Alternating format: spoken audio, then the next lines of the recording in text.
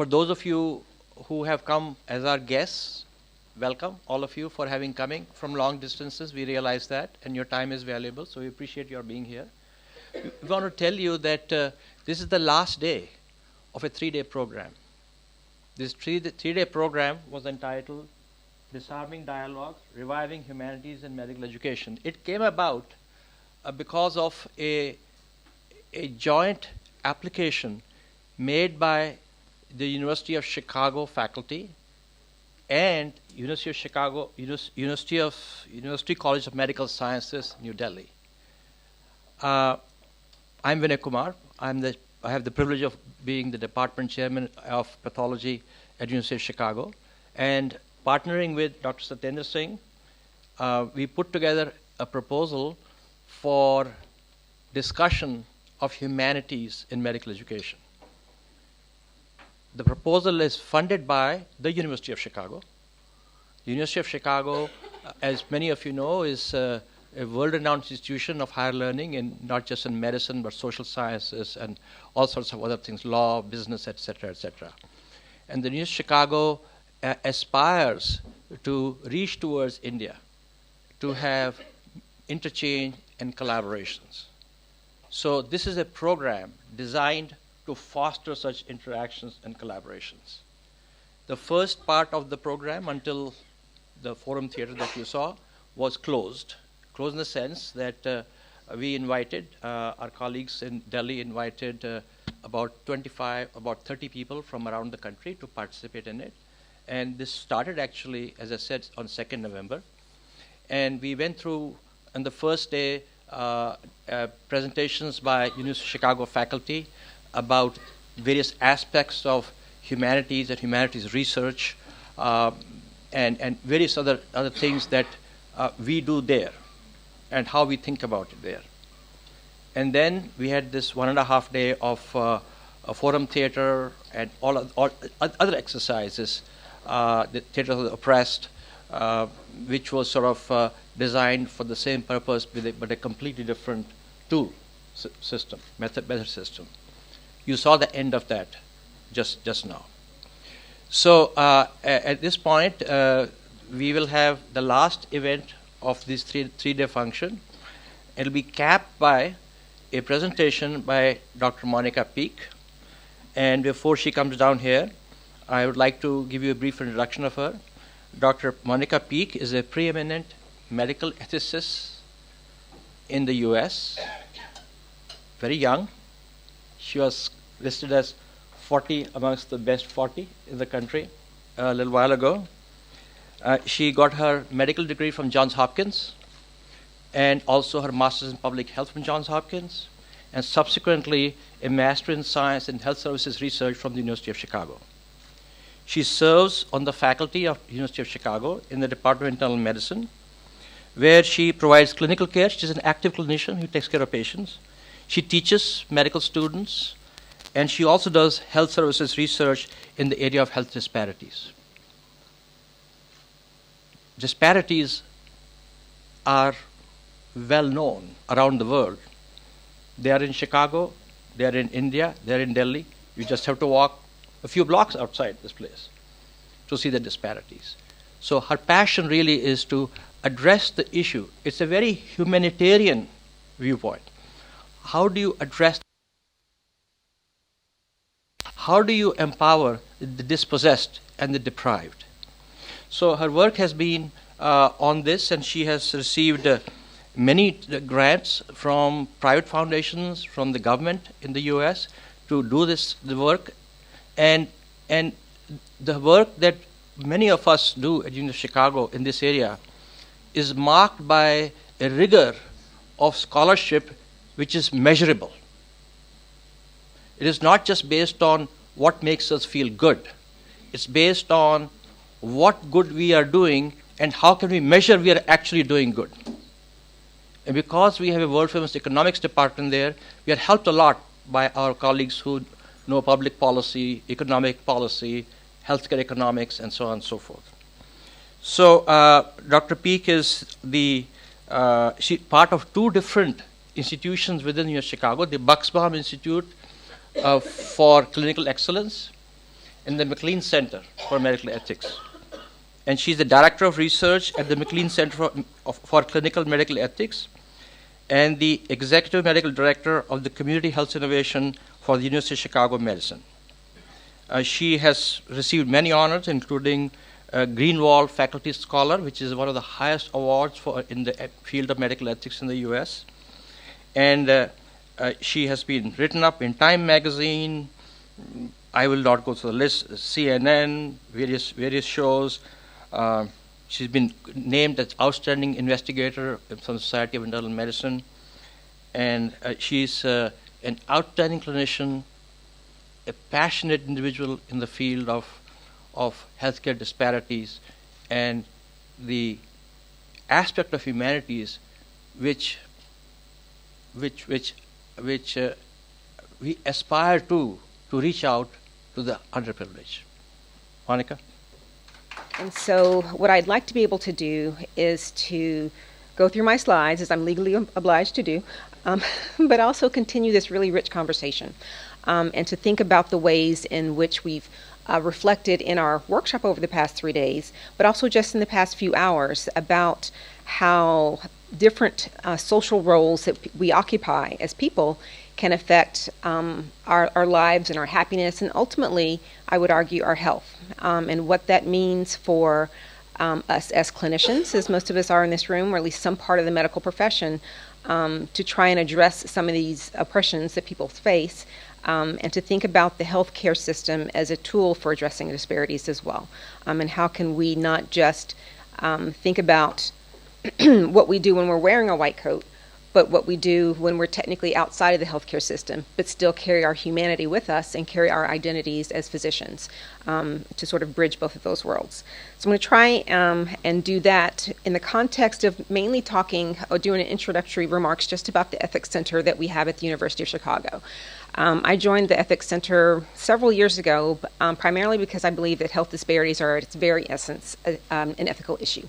An ethical issue that we grasp or grapple with not only in Chicago and nationally, but globally. And it's something, this is my very first trip to India, and for the colleagues that I've been with over the past few days, they've seen me do nothing but gorge myself on the food and the artistry and the everything that's here in your wonderful country. But one of the things that's been particularly a stark reminder to me is the health disparities, or the visual social disparities that exist here in Delhi and the rest of the country that I see and that I face within my own country. So I actually feel very at home here for lots of reasons. Someone actually asked if I was part Indian, which was a wonderful honor. I'm not, but I almost said yes, just because I think it's great to be here. And so what I'd like to be able to do is to continue this dialogue that we've had over the past few hours and over the past few days about these really sort of challenging issues, but ones that I think that's in our power to address. So I'm going to actually, I have this slide in here twice, once at the very beginning and once at the end, and I'm not quite sure where we are. I sit in the Bucksbaum Institute, the McLean Center for Ethics, the Department of Medicine. I'm a general internist, so I sit within the section of general internal medicine. And also we have a Center for Diabetes Translational Research at the university, where I'm one of the associate directors. And so some of the work that I'll talk about, or some of the things I talk about near the end, have to do with diabetes. And I became interested in diabetes because, to me, it's really a social disease, one that reflects the growing obesity epidemic, which is largely a lifestyle disease, and one which has the ability for multiple levers in our society to impact, both positive and negative. And so for someone who's interested in the social sciences, who's interested in patient engagement and lifestyle change, all of those things for me make diabetes interesting. So, but I think the lessons that I've learned over time are applicable to a wide variety of diseases. All right, so we'll start with just clinical medical ethics and what that means. So this is a quote, and I have to also say that I'm only here because Dr. Mark Siegler couldn't be here. So to my delight, he is otherwise busy at the University of Chicago, and he really is heartbroken that he couldn't attend, and sends his best wishes. He is the director of our Ethics Center at the university. And these bullets come from a book chapter that he's writing an introduction to that I plagiarized here in bullet format. to just talk a little bit about clinical ethics. And so it's a medical field that's still relatively new within the past several decades that helps patients, families, and health professionals reach good clinical decisions by taking into account the medical details of the situation, the patient's personal preferences, values, socioeconomic considerations, and ethical concerns. And it really examines the practical ethical issues, the ethical concerns that arise routinely in encounters among patients, families, healthcare professionals, and healthcare institutions. So it's really where all of these kind of dynamics that we were discussing over the past few hours intersect with healthcare, with health systems, and with people's health. And we're sort of grappling with how we as clinical professionals try and deal with those issues.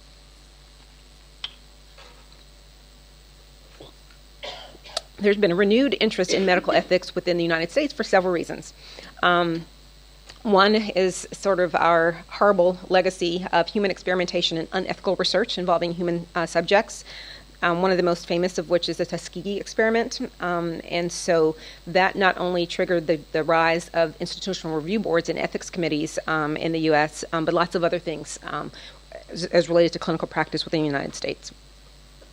Civil and human rights. So starting from the 1960s to present, there is a new understanding that patients could and should be involved in medical decisions about their own care.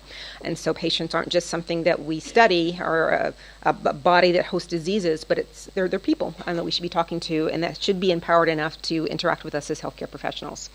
And then there have been a lot of technical advances that make us live longer and that can sustain our lives in ways that we didn't have the ability to previously. So that cure illness, delay death, and assist in reproduction that force us to grapple with some of the issues that we before didn't really have the opportunity to. The idea of playing God over someone's life and death, of assisting people having children when they couldn't before. And a lot of the other things that sort of arise are inherently clinical ethical issues. And so those sort of brought about a renewed interest in clinical medical ethics. This is a picture of the University of Chicago, which I invite all of you to come to sometime. The city is a wonderful, beautiful city. This is Dr. Siegler here in the middle. And again, I'm trying to embody his spirit, as well as some of the other associate directors at the McLean Center for Ethics. So I just wanted to acknowledge them as my mentors and colleagues. And so the Ethics Center was established in 1982, so relatively not that long ago. It has more than 40 active faculty members from a range of institutions within the medical sciences as well as other parts of the university, so law school, business school, divinity school. These are all people that are actively faculty members at the McLean Center. And since 1982, we've trained over 450 fellows. I can raise my hand as one of those, so can Rajna, who has participated in this year-long training to sort of really have the opportunity to think about medical ethics. And over 40 of those graduates currently direct ethics programs worldwide, including within the United States, Canada, Asia, the Middle East, Europe, and Africa. And we believe that the Ethics Center has made significant contributions, both locally and nationally, to really create and develop the field. So there's the area of bioethics, but really the focus on clinical medical ethics came about through the McLean Center and Dr. Siegler, really helping to focus the patient-doctor relationship, focus medical care on that patient-doctor relationship, and help develop the model of shared decision-making, which is an area that I'm very interested in and study a lot, but certainly cannot take credit for the development of. The McLean Center actually developed the idea of an ethics consultation. So when people are routinely in clinical practice and have ethical issues that arise at the bedside, who do they call? Well, they can call an ethics consultation where people come in and sort of help the team and the family have conversations about what's in the best interest of the patient. And there are ethics consults now worldwide. They also developed the idea of a research ethics consultation, which is different. So there are the ethics of clinical care delivery and the ethics of conducting research that sometimes are bigger or different than those that are covered with the Institutional Review Board. And so we also do research ethics consultations either before a project has been launched or at any point during the research project implementation. Ethics is not just something that we think about and talk about in the abstract, sort of theoretical ethics, but it's something that we can also study. And so for me, as a health services researcher, I also try to mix outcomes research with studying ethical projects and ideas. And so Dr. Kumar mentioned that I recently got a Greenwald Faculty Foundation. So for those of us who like to think about ethical issues, know that there are foundations out there who will help you do so in a way that can produce data that you can sort of use to answer questions that you have that are interesting. There's been the development of surgical ethics, so not just within the context of clinical medical care, but also surgical care. And then we have a clinical ethics fellowship training again, which is opened internationally. And every year we have several people coming from all over the world, funded to come to the McLean Center. So if anyone is interested, we have more information about that on our website. No, I appear to be stuck. Well, is there anyone in IT who can? Okay, never mind. Stay seated. The faculty and fellows of the McLean Center have written over 175 books, and I highlight here in red A Cancer Companion, one of our faculty members here who's written several books and talked to us over the past several days about many of her accomplishments, some of which I didn't know, and so it's really just been a wonderful honor to hear about some of the things that we can do that have been done from our former faculty, former fellows. And there's also a journal of clinical ethics where we discuss sort of these broader clinical issues. And so that's an area for people who are interested in thinking about clinical ethics that you can write papers and have them published and peer-reviewed. Clinical medical ethics has now become a major component of the American bioethics movement. So it's not there are two things that are overlapping Venn diagrams, but it's a significant part of it. Now, as a result of the clinical medical ethics movement, many hospitals, most large hospitals in the U.S., actually have either an ethics committee or an ethics consultation service. And so this is something that has happened since the early 1980s. And a lot of the things that we grapple with as clinicians, at least within the United States, have now over time, because of clinical ethics, become part of routine medical practice, how we consider to be what we consider to be standard clinical care. As far as telling the truth, there were times in the past before I started my training where we wouldn't tell people if they had cancer because we thought it was too much of a downer, and so the idea of really being honest and transparent with your patients, having informed consent so people are aware of what they're signing on to when they participate in research trials, having shared decisions about their clinical care, identifying surrogates when you can't make your own decisions, the very complicated and emotional process of death and dying, and how decisions are made for people to be able to die in the best way possible. All of those are things that we now consider to be standards of care in clinical practice, and those come out of the clinical medical ethics tradition. So that's sort of the initial part about just sort of what clinical medical ethics is in the McLean Center. And the second, the after the colon, about applying medical humanism to patient care is what I'll transition to now. I'm trying to keep... Dr. Kumar asked me to only talk for 45 minutes, and I'm going to try and get that down to a little less than that.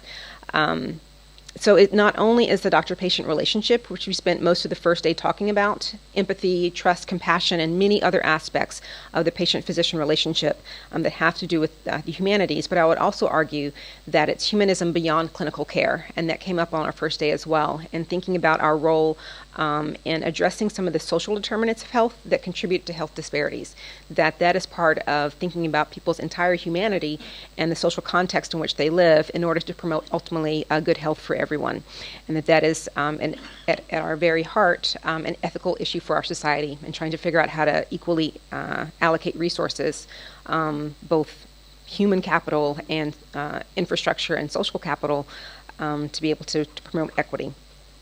So when we think about health disparities, which is I spend a fair amount of time doing, there are disparities within the health care that's delivered. So if you want to impact that, you want to change the health system.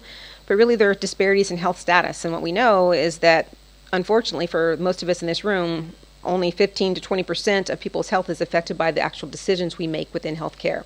So the antibiotics that we can provide, the chemotherapies that we can give to our patients, all of that really affects a very small amount of people's overall health. And so if we're interested in improving the lives and health of people, particularly those that are most vulnerable among us, then it really behooves us to think about system change that is outside of our healthcare system, which is why I've turned myself into this hybrid person that thinks about not just healthcare interventions, but things that are way outside of it.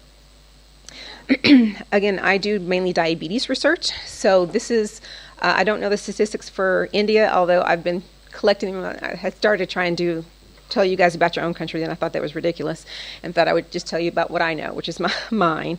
And this is a map of the United States and a map of diabetes. Starting from 2004, the darker the color, the higher the prevalence rate of diabetes, and it just you'll just note that over time how dark the map has been getting. And so diabetes is a huge epidemic and problem in our country that's primarily been driven by obesity. And one that I know is a growing problem in developing countries also. And when I was here shopping, as I've done almost every day, one of the people found out that I do diabetes work. And he's like, oh, listen, I've had diabetes for 7 to 8 years. My fasting glucose, and so we went into this like immediate consultation that I was hoping would get me a discount, that did not, about his diabetes. What state is that? Oh, so this we should know that the southern part of the country, the southern part of the U.S., is the most obese part of the country. There's a lot of social and economic reasons for that, and so diabetes is chasing the obesity epidemic. It's like one standout state that has less diabetes. Less data or is it less diabetes? Less. Oh, right. So Colorado has much lower rates, but still significant. There are those are population adjusted, so it's per 100,000. This is a map of my city of Chicago, which you'll see there's a lot of regional variation, not just in diabetes prevalence, which I'm not showing you here, but also diabetes outcomes like death. So the diabetes-related mortality varies within the city. Much higher rates, again, darker is higher prevalence, or in this case, incidence and prevalence of these, for the southern parts of Chicago and the western parts, which are primarily very low-income communities with people who look a lot like everyone in this room, so brown and black people. Potential of years that are life years that are lost in Chicago due to diabetes are also mapped on to the southern and western parts of the city. And then also very similarly related, avoidable diabetes-related hospitalizations. So we just sort of know that diabetes in our city is something that is not equally distributed, and part of those associations are based on race and class and other factors that impact people's health. So again, thinking about health disparities and how we want to change things to make them better, we think not just about the health care that's in our city, but also the various things in the society and communities that affect health. So I'm going to talk a little bit now just about some of the work that we're doing in the city to try and address some of the disparities. Again, thinking about this interactive ways in which we've been discussing oppression and trying to empower people in their communities to address oppression. And we had quite an impressive oppressor, I have to say. But it speaks to the difficulty of overcoming these challenges, that change is not without significant effort to address what I call persistent and pervasive disparities. So it's going to really take those kinds of things to overcome change. So the work that we're doing really involves lots of parts. It involves the healthcare system, healthcare providers, so like people in this room, actual people, patients to be activated, and partnerships within the community. And so I'll spend just a little bit of time sort of thinking about the integration of these two, how we as the health system work with patients and community organizations to promote health. So again, one of the things that we do first is to try and identify our hotspot areas which are in increased need. So here is where the University of Chicago is located. Hyde Park, this nice little bubble of decreased diabetes mortality and increased wealth and socioeconomic diversity. But we know that we're surrounded by a donut. We're a donut hole surrounded by a lot of high rates of diabetes-related outcomes. So one of the things that we did in our project was try and also map the resources that are in this area. So identifying faith-based organizations, primarily, again, this is an African-American community, so thinking a lot about the African-American churches that are around, some of the health clinics that are around, a part of the Southside Health Collaborative, some of the grocery stores that people use, our farmers market that we partner with, some of the Walgreens, so Walgreens is known internationally. They have their national headquarters in Chicago, and they've been piloting a number of what they call food desert locations, so that for the grocery stores that are the only walkable area where people can access things. They'll bring fresh fruits and vegetables every morning, fresh produce, for people who otherwise wouldn't have access to a grocery store. And so we've been partnering with participating Walgreens that have the food desert location or designation. So we have a whole bunch of community partners. Most of these names you probably won't recognize, but we just work with a lot of organizations that think about food, economic development, physical activity, the built environment, and places where people sort of live and play and work to try and promote health. And this is a picture of just a food pantry that we collaborate with, that we've been collaborating with for the past 3 to 4 years.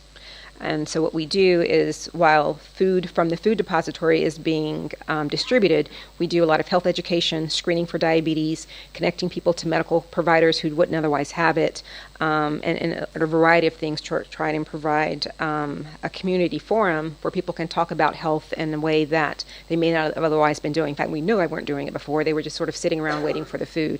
So trying to use a number of teachable moments in places where there are already community resources. We work, again, with a number of local low-cost grocers that are located in these communities, and we have trained dietitians and other people to give tours of how to help people shop on a budget. So people who have limited resources but need to buy healthy food, how can you make the most healthy choices for your family on a budget? And so that's part of the work that we do also.